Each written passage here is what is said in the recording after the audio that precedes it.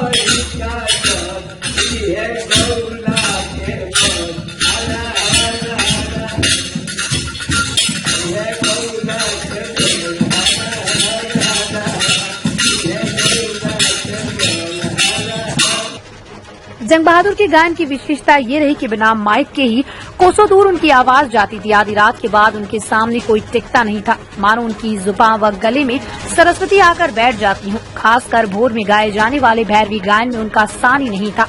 जंग बहादुर सिंह जी के सबसे पहले तो प्रणाम करता नहीं, कहे कि हमने सीनियर नहीं आ ओ जमाना के अपने आप में एगो उनकर नाम लिखल जाता रहे गायक में।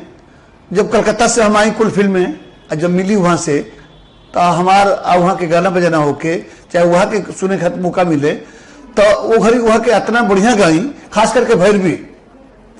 सबसे खुशी के बात ये बात पुरनका गायक लोग में सब लोग चल बसल, बाकी आज भी ये खुशी के बात बाकी जंग बहादुर बाबू आज भी जिंदा बनी, आप 95 वर्ष के रहते हुए भी स्वस्थ। मैं प्रणाम करता हूं जंग बहादुर सिंह जी को, क्योंकि हम बचपन में जब गाँव में रहनी तो पूरा उनका चैता वगैरह सुनने हैं और मैं उस खुशनसीब मेरे ख्याल से कुछ लोगों में से हूं जिनको अपनी आंखों से सुना हूं अपने बंगरा गांव में उनका चैता। और जब ये बात छिड़ी तो मैंने बताया कि उनकी झाल बजाने की जो कला थी वो मेरे ख्याल से बहुत ही निराली। आधा घंटा तक पहले झाल बजता था, उसके बाद चैता की गवाही शुरू होती थी। तो मेरे को आज बहुत खुशी हुई कि आज उस शख्स के बारे में हम लोगों ने चर्चा की है जिसको मैं बचपन से मानता था और आज उनके बारे में सुनने को और समझने को मेरे को एक मौका मिला। तो मैं उनको सत सत प्रणाम करता हूं और उनके दीर्घायु होने की और कामना करता हूं भगवान। प्रचार प्रसार से कोसों दूर रहने वाले व स्वांतः सुखाए गायन करने वाले इस महान गायक को अपना ही भोजपुरिया समाज भुला दिया है। जंग बहादुर सिंह पहले पहलवान थे। बड़े बड़े नामी पहलवानों से उनकी कुश्तियां होती थी। छोटे कद के इस चीते सी फुर्ती वाले व कुश्ती के दांवपेच में माहिर पहलवान की नौकरी ही लगी पहलवानी पर। 22 की उम्र में अपने छोटे भाई मजदूर नेता रामदेव सिंह के पास कोलफील्ड, शिवपुर, कोयलरी, झरिया, धनबाद में आए थे जंग बहादुर। वहां कुश्ती के दंगल में बिहार का प्रतिनिधित्व करते हुए 3 कुंतल के एक बंगाल की ओर से लड़ने वाले पहलवान को पटक दिया। फिर तो शेर बिहार हो गए जंग बहादुर। तमाम दंगलों में कुश्ती लड़े, लेकिन उन्हीं दिनों एक ऐसी घटना घटी कि वो संगीत के दंगल में उतरे और उस्ताद बन गए। छपरा से मनोरंजन पाठक की रिपोर्ट। उठो जवानों, तुममें दम है, आग लगा दो पानी में, सुनते हो दुश्मन चेहरा अपनी खड़ी जवानी में। घर घाटी पर घट मर घट पर जागृत के सल को स्फोट करो, जो गदारी करे रास्ते उसका मुंह पर थूक चलो। अब क्लास में जब जेल खाना में बंद बानी तो बुढ़िया माता खाना लेके जेल खाना में जास, उस सरकार से पास करो रही तो कैसे जास।